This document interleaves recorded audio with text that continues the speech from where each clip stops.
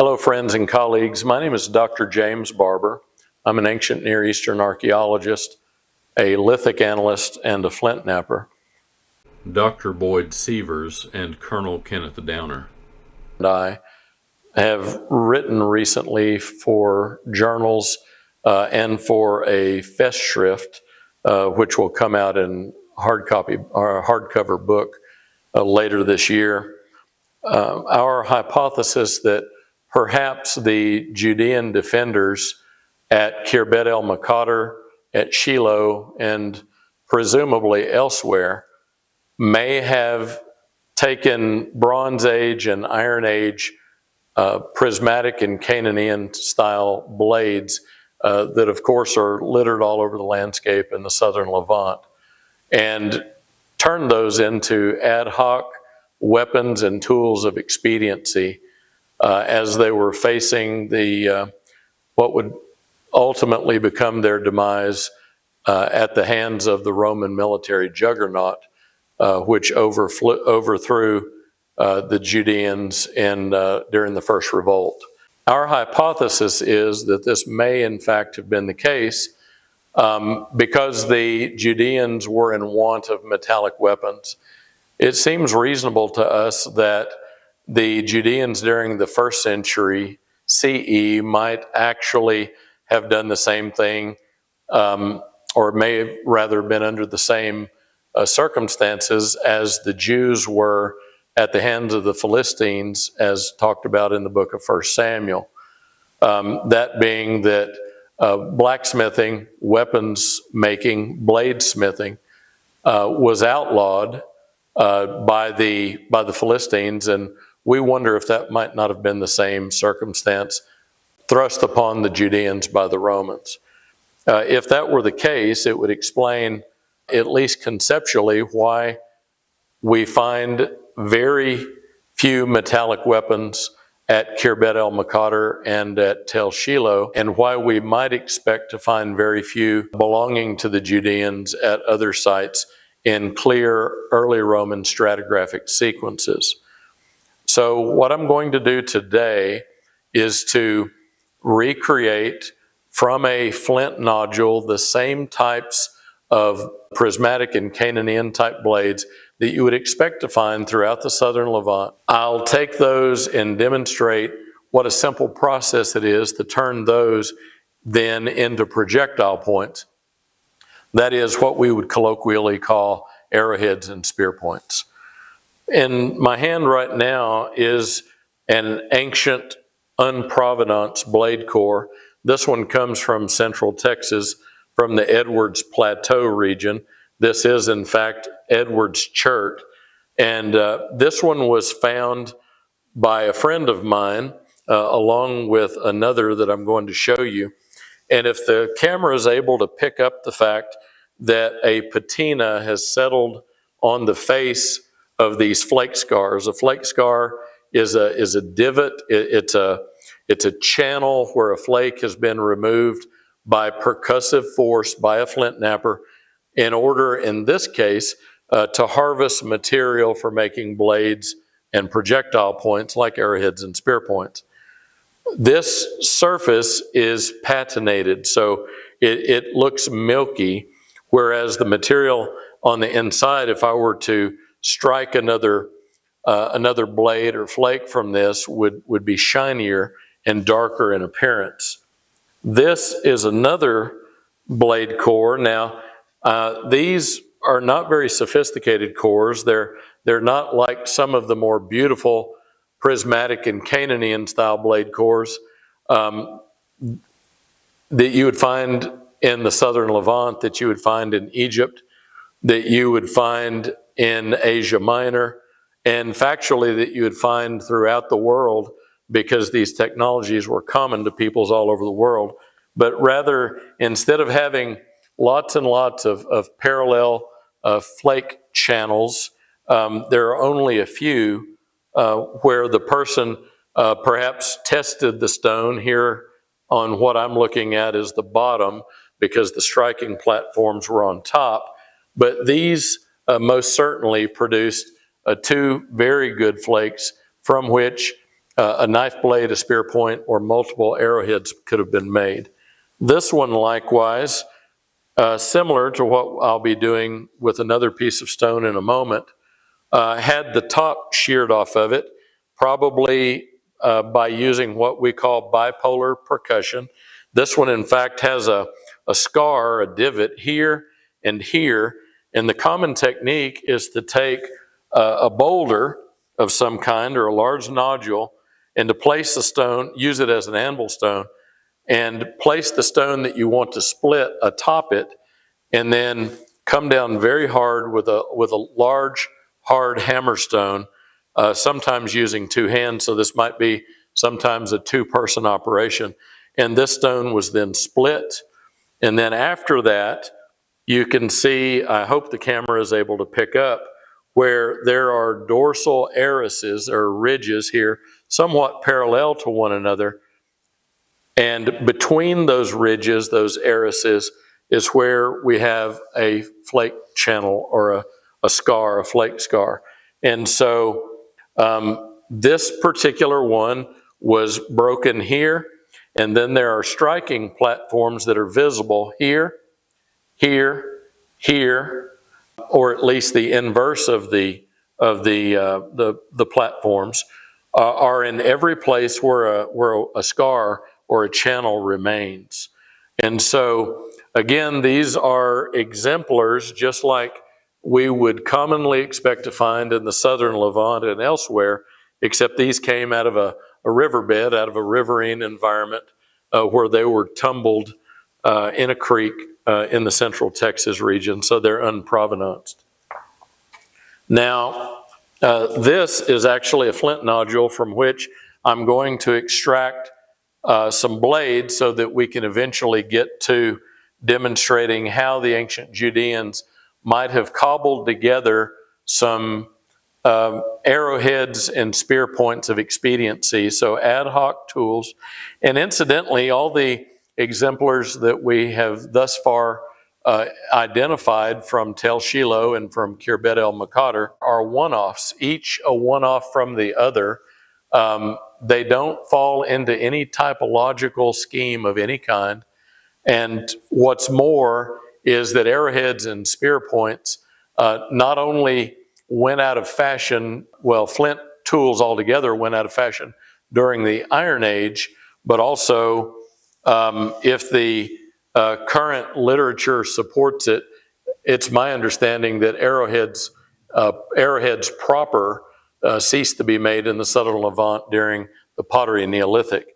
So the fact that we find arrowheads all dissimilar from one another and poorly crafted seems to support at least a reasonable question, if not a strong hypothesis, that perhaps the Judean defenders at these two sites, Maqatir and Shiloh, were left with no metallic weapons with which to defend themselves, their families, their homes, and their land, and resorted instead to flint.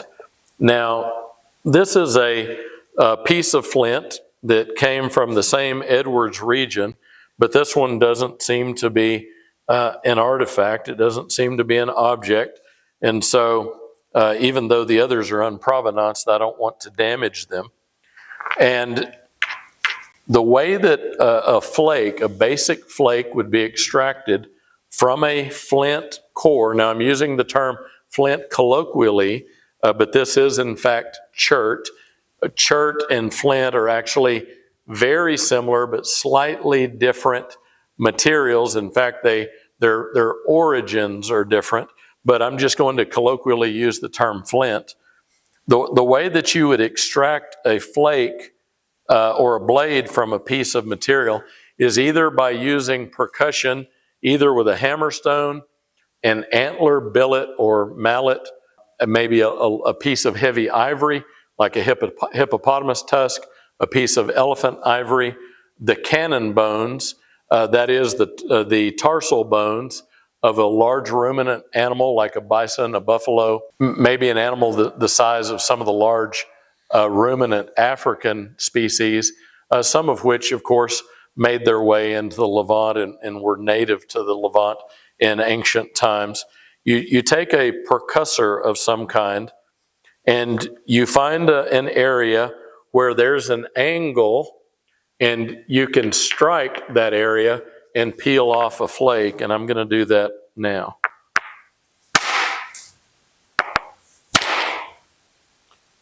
And you'll see that so doing removed a flake that is now razor sharp on its edge and capable of being used, as is this one, as a blade, as blades.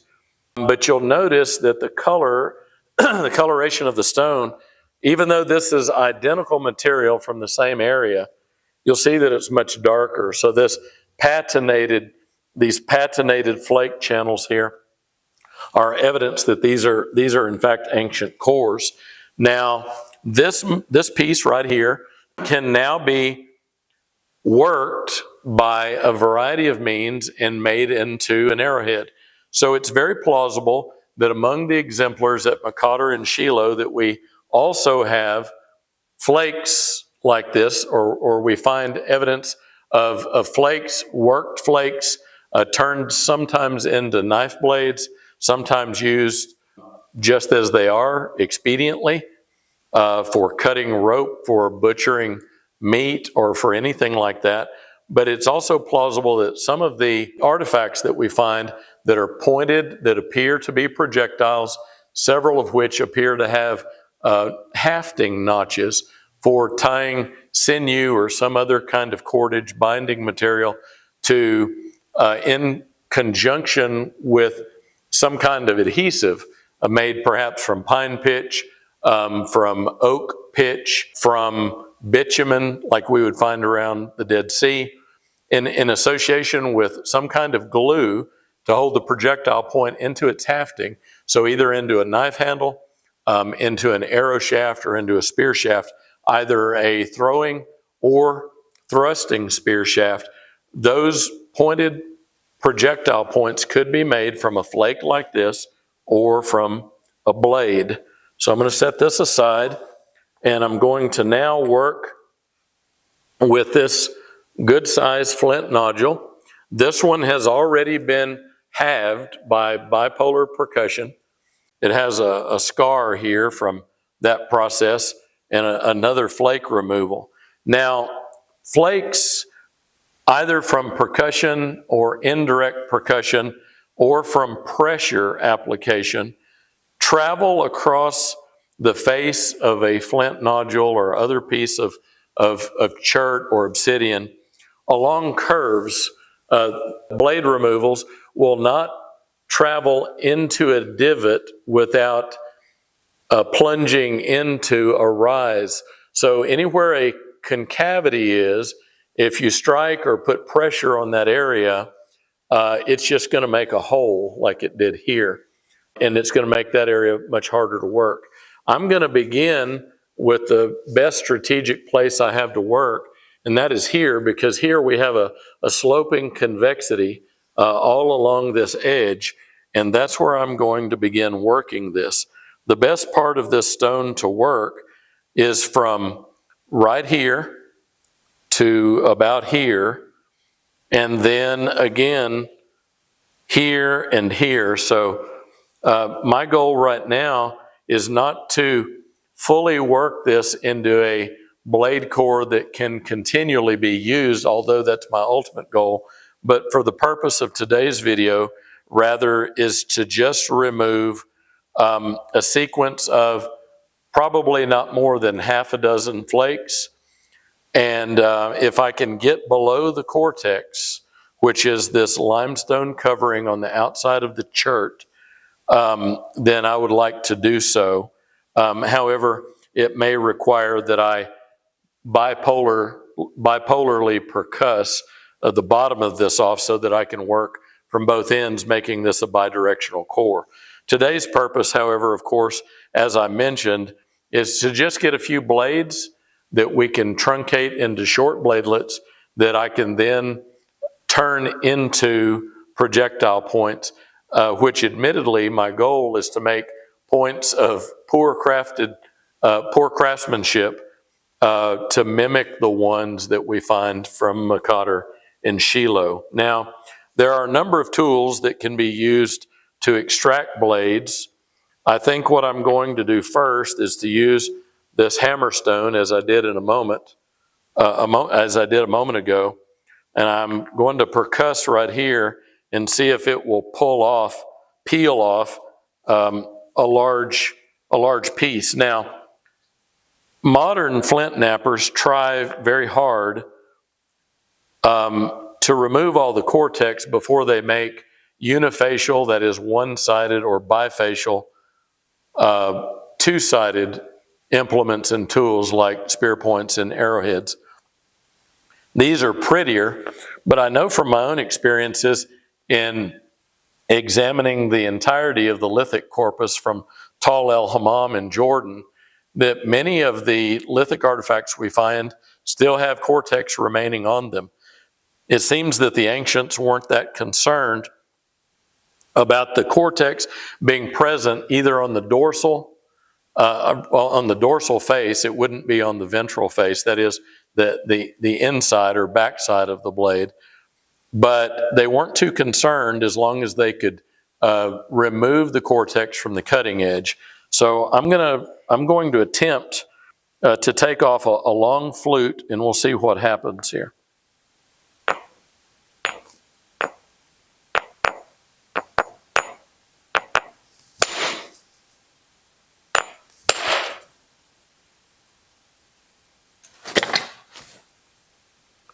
Okay, that took off a large chunk on the outside where the cortex is, and it left us with a rippled surface. We colloquially call these ripples. This is the force of the strike traveling through the stone like ripples through water.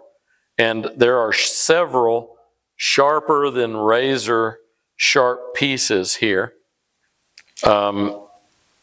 And now it's going to require that I do a little bit of edge work to kind of clean this up. And so I'm going to do that.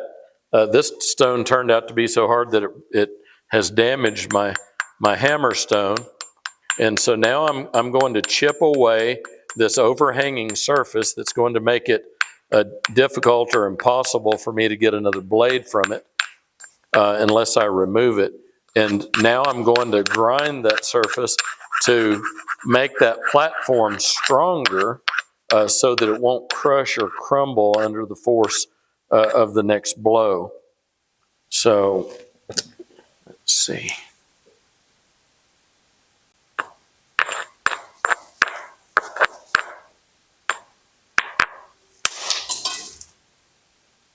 That's a good blade. In fact, we'll probably use that one.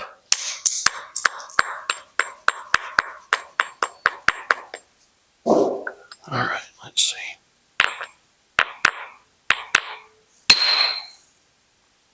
Okay. Now that's a very large piece, and that would make a wonderful bifacial spear point if the early Roman era Judeans knew how to work something like this. However, if our hypothesis is true and they were working anything that they could find that was fairly sharp, maybe somewhat pointed, that would be a good piece of material to use. I'm going to switch now to using a different technique. I'm going to use what's referred to as indirect percussion, and using less force because I don't want to remove such a large piece of material again. And I'm going to work to prepare this edge as you see me doing right now. And there are tiny little chips and pieces that are coming off. And I'm going to try to get into this now and start peeling off blades more like what I think the defenders might have found on the ground, if in fact that's what they were doing in the first place.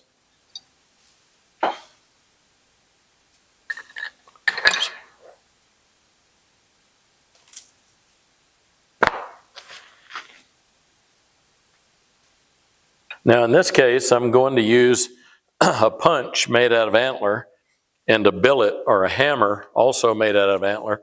This is moose antler.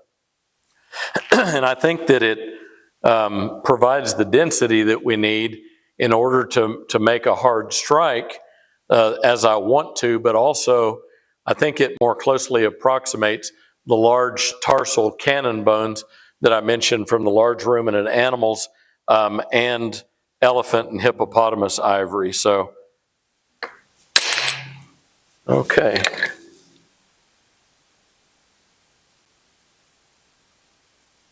That's a good flake, very sharp, so thin on the edge and so sharp it's translucent. And so I'm just going to keep working this.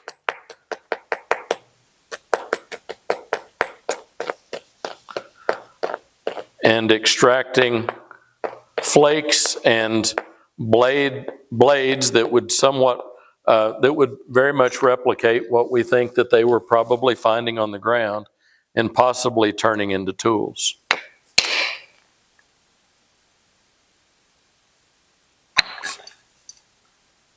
That's a flake that could be turned into an arrowhead. In fact, I'll use some of these very flakes in just a moment to demonstrate how that could be done.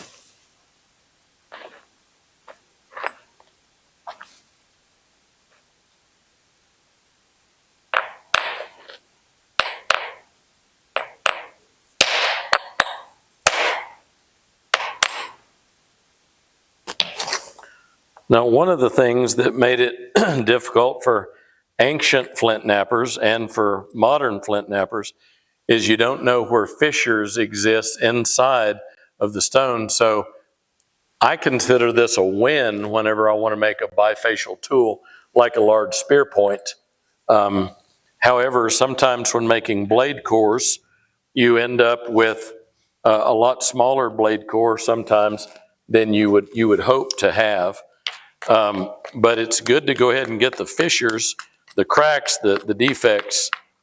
Sometimes there are inside the stone what flint knappers call freeze cracks, and that's where water has gotten into the stone, and then during the winter time, the water will expand when it freezes, and resulting in a broken stone. And sometimes the stone doesn't come apart until flint knapping begins. So, however, I've ended up with a nice ridge here that I like, and so let's see if we can extract a blade from that area. So what I'm doing now is really Bronze Age or Iron Age type flint work with a nodule, making a core from it. But then we'll shift over to what perhaps the Judeans did, and just using flakes to make arrow points.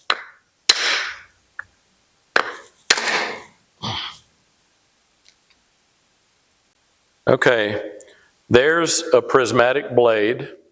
It has the cortex on it.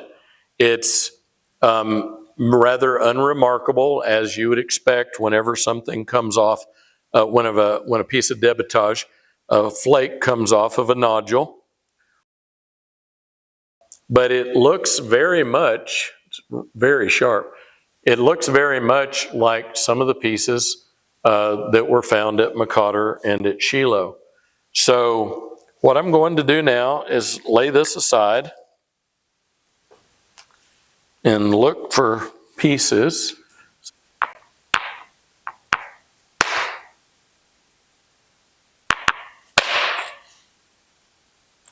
Okay, there's a good flake. Now we have an assortment of simple raw flakes, which are just the right size to turn into arrowheads. Blades like this one here, and this one, which is prismatic in its shape, because it has a central raised dorsal aris ridge.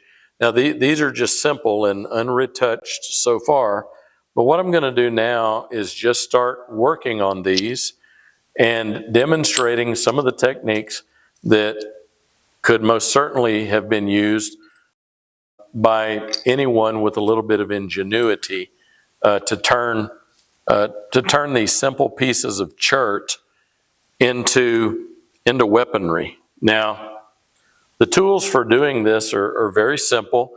They're things that are found in the natural landscape, like river cobbles, like these quartzite cobbles that you've already seen. Another common thing to use stones for is as abrading tools, and I'll do that also. Pointed pieces of bone and antler are used for pressure flaking, for sharpening, stones for percussing and abrading, and also copper. This is just a piece of oak that I worked into a handle and put some copper into. Copper, of course, was widely available throughout the historical and even prehistorical periods in the Levant, and it makes a wonderful material for working flint, obsidian, and chert. Now, what you can do, what they would have done, is they would have experimented with such tools, and they would have wanted to shape them. And the way to do that is to take a stone, get a good grip on the material that you're working so you don't let it slip and cut yourself. Flintknapping injuries are extremely common, and some of them can be quite severe. And what I'm doing right now is abrading this little simple bladelet and trying to get it shaped into somewhat of a lenticular, that is in cross-section, leaf-shaped, like a laurel leaf-shaped projectile point. And at Maqatir and Shiloh, some of the things that were found there are really rather inelegant. They're not very well made, as I've already mentioned, and as you would expect. And it seemed that if they could get something, or at least the makers of these, in whatever time period and for whatever purposes, if they could get something that was going to be fairly symmetrical, uniform in shape, from end to end. Here I'm using an antler pressure flaker to remove little pieces of stone from the edge to give it the shape that I'm looking for. If they could get something that was going to fly, that was going to be aerodynamic, not be very likely to stray to the right or the left, up or down, something that would end up on target, that's what they were looking for. And of course, the ancient peoples during the early Roman, there shouldn't have been any shortage of expert archers, but rather they should have been very good at archery. The problem, it seems, because of the almost utter lack of metallic weapons used by the Judeans, it would seem, they needed something to attach to their arrow shafts. Now, I don't know if this is able to be seen by the camera, but now I have a very sharp, jagged, serrated edge here, so I've done some edge retouch. And as I continue to do that on both sides, this is going to become more and more shaped like an arrow point or a spear point. And of course, this for those of you who are not aware, is actually rather too big to be an arrowhead, or it's approaching maximum size for an arrowhead just because of ballistic requirements. This is about the size of a large arrowhead or small spear point. Now both sides are quite sharp. Now I'm going to try to make it more uniform. I'm going to switch to a copper tool because that should give me better results. And you hear me working at this. Flint knapping can be quite physically rigorous. It can be exhausting and actually cause shoulder and elbow injuries and all kinds of things because the stone is very dense. Of course, that's one of the attributes that the ancient peoples wanted it to have. But this particular material, because it's raw stone, by raw I mean it is not thermally treated. It has not been, the word in metallurgy, I'm a welder and a blacksmith by training and by trade in my former career. I did that work for 34 years professionally. And when we work with copper, for instance, if we heat it, we call that annealing. And the annealing of the copper makes it softer and easier to work, less likely to crack. You can do the same thing with brass and bronze.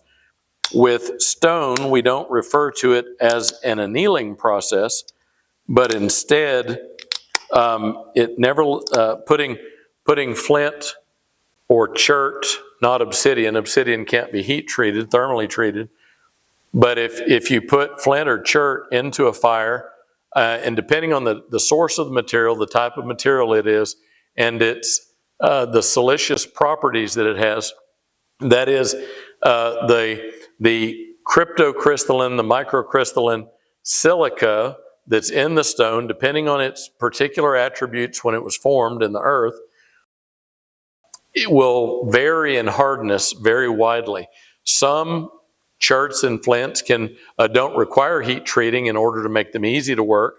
Some do. Some have to be heated at 600 degrees, while that would destroy other stones that are thermally treated at lower temperatures. Let's say low enough that you could do so in your kitchen oven, maybe around 350 degrees, like a baking temperature. Now you'll see that I've already made this point here in shape. If this were obsidian, you could take a flake and work it into a point that would serve as an expedient weapon in probably less than 1 minute. And depending on the attributes of a piece of flint that you find, you might likewise be able to work it really quickly. It really is determined, its workability and the ease and the speed at which it may be worked is going to be determined by the hardness of the stone and the thickness of the cross section many times. Now, from my memory, this particular now ad hoc projectile point rather closely approximates some of the simple ones that we see in the assemblages already mentioned. And so here we are with a haftable, that is mountable to a shaft, and bindable point.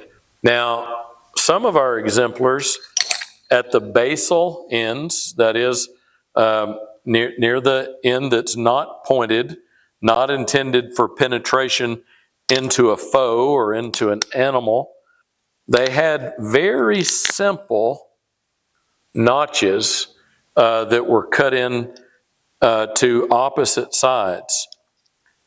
And this is another reason why, as a lithic analyst, I'm inclined to strongly support this hypothesis. This is not a hypothesis out of wanting to come up with some new idea, but rather everything about the particular proposed projectile points that meet the criteria, the analytical criteria for to be arrow points. They have these attributes. They're sharp on both sides. They're rather lenticular in shape. In other words, they have a basic arrowhead form. They're pointed, and they have notches at the base. And I'll try a couple of means for the sake of the camera to make it easier to see.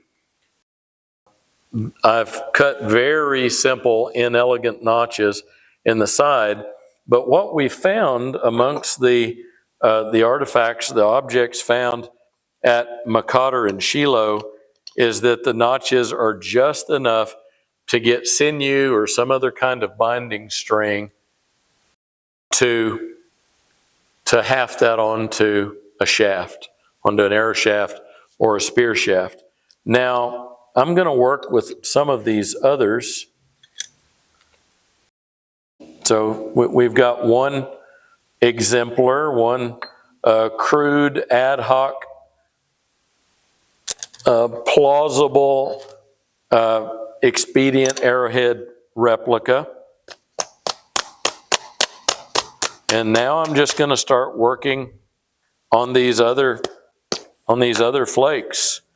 And here I'm going to use two stones. I'm going to use a hammer stone and an anvil stone in order to chip away at this. Now, flint knappers today don't always use anvil stones, but I'm going to do so here because I have personally found stones in the artifactual assemblage at sites where I've dug and been on in the Levant and here in Texas, and I found what I believed demonstrate that certain stones were being used as anvil stones. And so they are known in the artifactual record from different places, but they're not always very commonly discussed.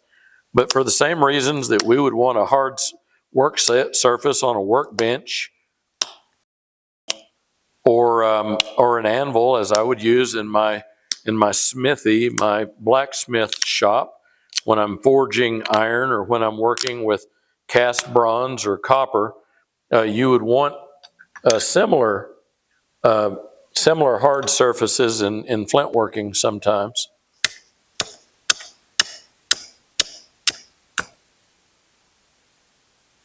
Now here, this particular example is going to be quite crude, and that's okay with me. I selected this flake on purpose because I wanted to demonstrate how inexperienced, perhaps, flint knappers might quickly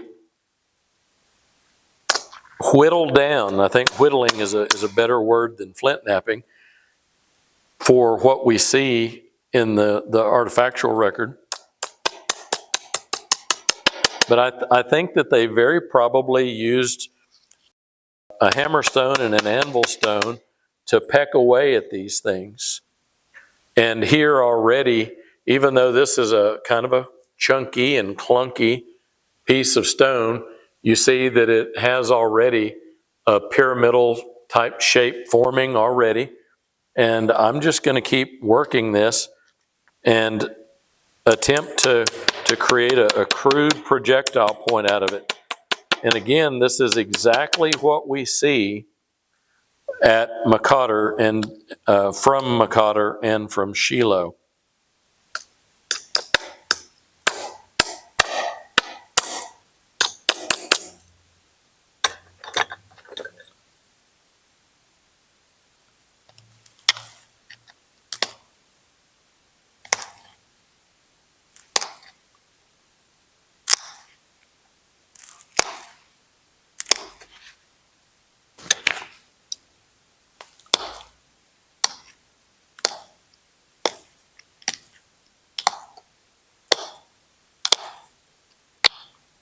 Incidentally, iron tools steel tools today are sometimes used for edge work on arrowheads and spear points, especially for extremely fine denticulation, that is the serration along the edges of the tools.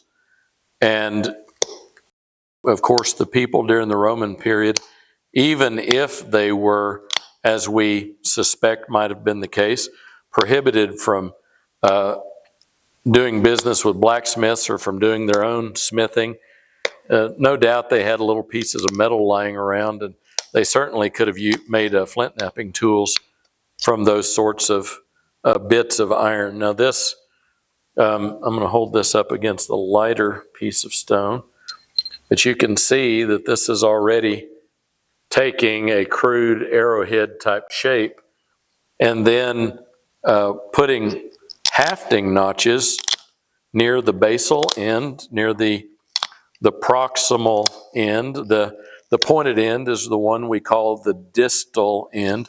You can remember that because it's distally located, but it's distant. In other words, it's downrange on the arrow. Now, this particular piece, I can percuss a thinner spot here and make another notch on the opposite side, but it is rather thick. But nevertheless, you can see that there's a notch there to your left at the bottom, right here. And some of the exemplars that we have, one in particular, which is in the chapter of the Festschrift, is actually very much like this. It's got a very deep concavity on one side as a notch, but it's actually quite thick, quite chunky like this one is. Not at all desirable as a it's not the desired outcome that somebody would want, but it is useful. Likewise, you can take a simple flake like this one. It's really quite thin.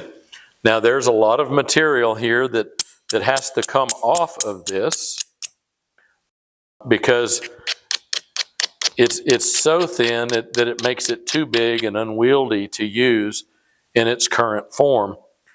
So I'm going to use one of these percussors as an anvil stone again. And I'm just going to very rapidly start to work this into an arrowhead shape, air quotes there. When I do flint knapping as art or for museum quality replicas of finer artifacts, and if any of you watching need something like that for your students or for your museum, I'd be happy for you to reach out to me about it. But I want to take just this jagged, very asymmetrically shaped flake, as you noticed, and show you that in just seconds it's already taking on an arrowhead type shape. This by itself, with no other work, hafted onto a thrusting spear shaft, would give somebody a really bad day. And so it is possible to, by just simply striking a flake from a core, from a cobble, from a nodule, to end up with a cutting blade that is sharper than a razor blade. However, it's also possible very quickly to end up with something that's pointed. And so it may be that if the Judeans or anyone else were working these sorts of stones and trying to do so very quickly, just so they could have something, anything to defend themselves, with which to defend themselves, if they were handy, if they were crafty, if they just had, and I believe they certainly did, they just had a simple working knowledge of how to do basic things with their hands, then they could end up with something that looks just like what we have analyzed, what I've analyzed from Maqatir and from Shiloh. Now, I'm gonna now use pressure to trim this up just a little bit, and I'm resisting the urge to turn this into an elegant, beautiful spear point, because that's not what we find in our artifactual records. And what I'm going to do is just opposite one another create some hafting notches.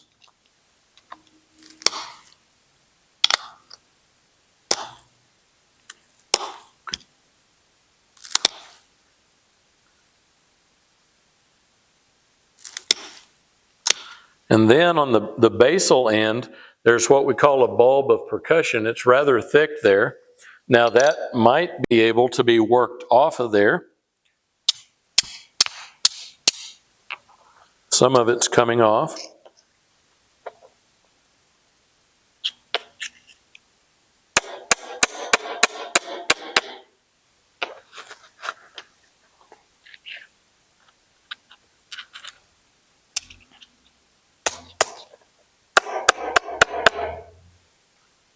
And now, if the base is just trimmed up, it'll sit more cleanly in the haft, and they probably discovered that very quickly if they were, in fact, inexperienced flint knappers. Also, if you leave the basal, the proximal end, too sharp, it'll split your arrow shaft or your spear shaft upon impact. So I'm going to just clean up that end. Let's get a white surface. And so you can quickly end up with an inelegant but pointed, dangerous, deadly, potentially deadly weapon. And if enough men and ladies and even children, we often think that many children learn these techniques early, and I've learned from teaching these techniques to children that these kinds of things can quickly and easily be made. We think probably I think my hypothesis is that entire families would have been doing this together. And so I'm going to work on one more flake. Here's a large piece of that Edwards chert. Now this one's hefty. It weighs a few ounces. It has a thick bulb of percussion. I'm going to possibly make this the basal end, the base end, and try to approximate a thrusting spear point. And so I'm probably going to make use of an anvil again.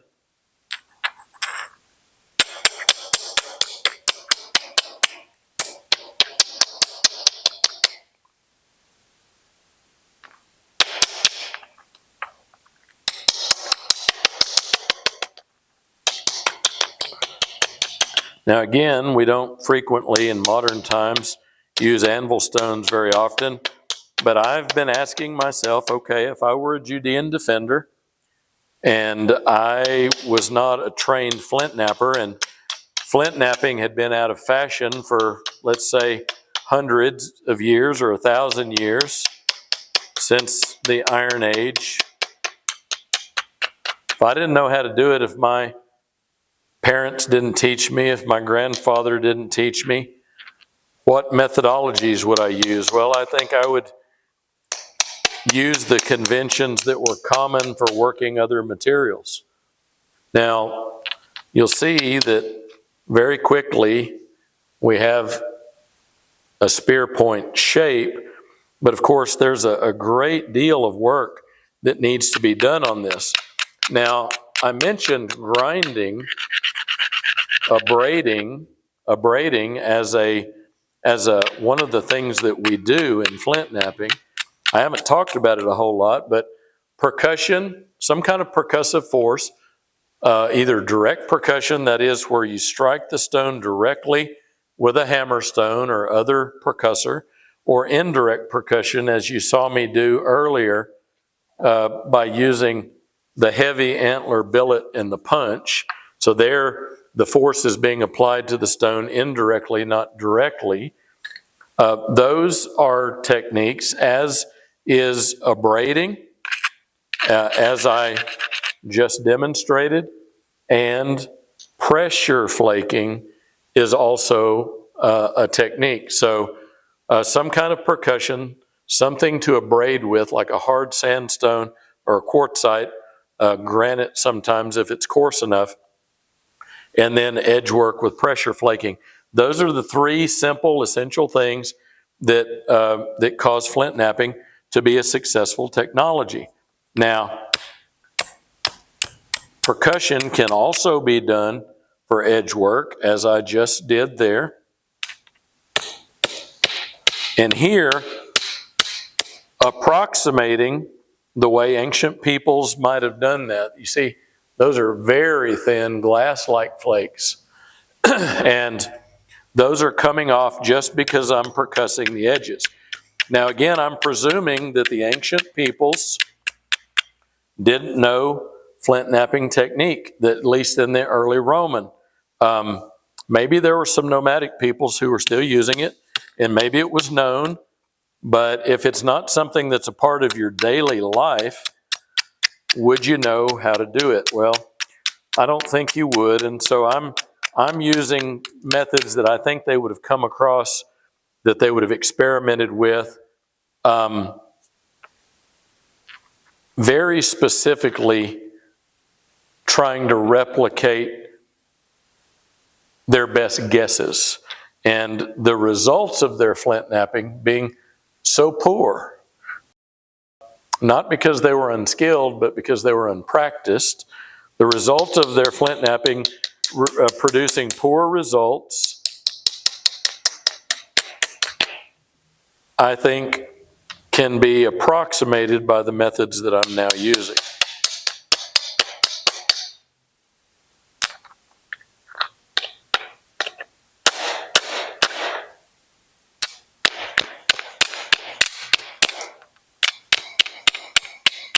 Here I'm using the anvil stone intermittently and sometimes just freehanding, using percussion along the edge. Now again, I'm not doing much more than whittling, as I said.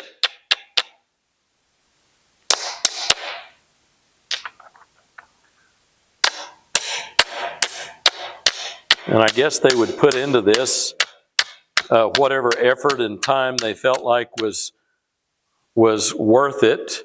If they were in a huge hurry, perhaps that's where we find the cruder looking implements, but then sometimes we find some that are a little bit better.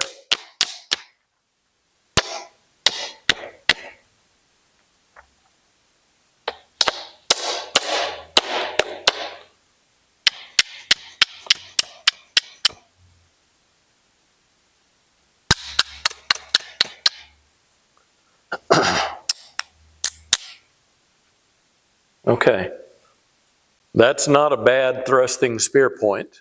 Could also be used as a knife.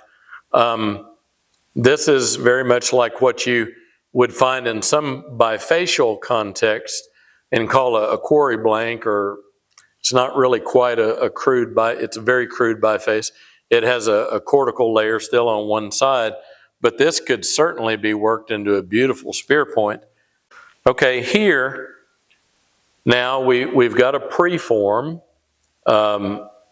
We've got something that has the basic shape of a thrusting spear point and the size, where something this large could be thrown, but only at close range.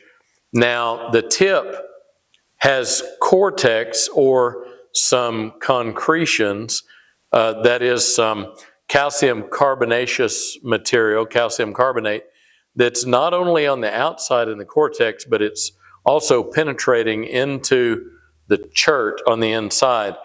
I had a little bit of a pointy tip there for a moment, but it was fragile and not very useful.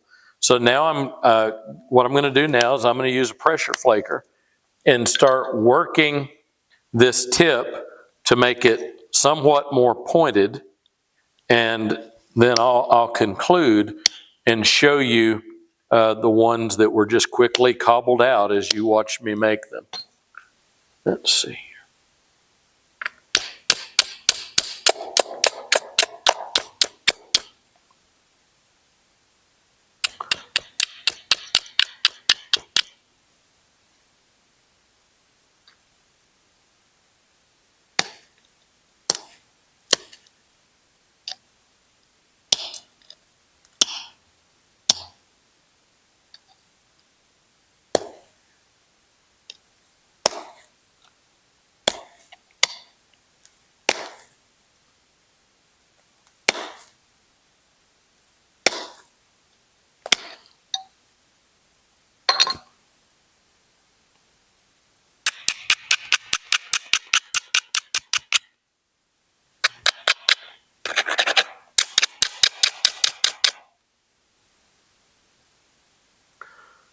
And that will give you the idea. Of course, these, as I mentioned, could be refined as much or as little as a flint napper wanted to refine them. But that gives you, the viewer, an idea of what crude flint napping that is apparent in the exemplars found at Khirbet el-Maqatir and at Tel Shiloh, what it is that they demonstrate. Okay, so now I've made 4 projectile points from quite small, medium-sized to fairly large, including the last one that you saw.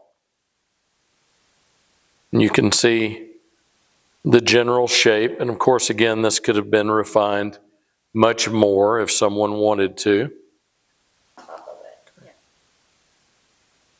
Okay, this one has basal notches for hafting.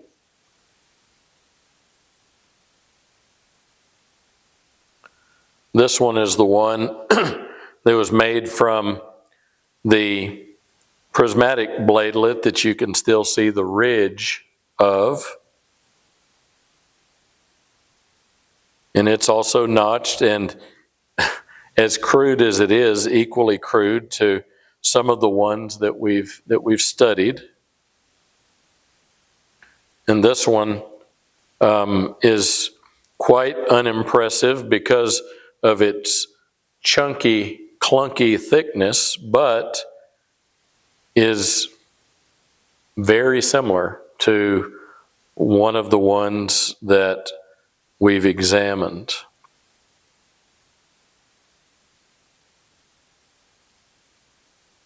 One like this, in the hands of someone who's a skilled flint napper, like myself, would be fairly straightforward to work down into something as nice as you would see from other periods and from other places around the world. This one, likewise, would be easy to continue to refine. But all 4 of them could be refined further. But once again, the purpose of this video is just to demonstrate, particularly from the assemblage at Khirbet el-Maqatir for the sake of the Festschrift that I mentioned, and also from the work that we've done analyzing the flint lithics from Shiloh, how these could have been very quickly worked into weapons from flakes and blades from earlier periods that were just lying about on the ground, perhaps even emanating out of mud brick, decomposed mud brick. Thank you for watching. God bless you.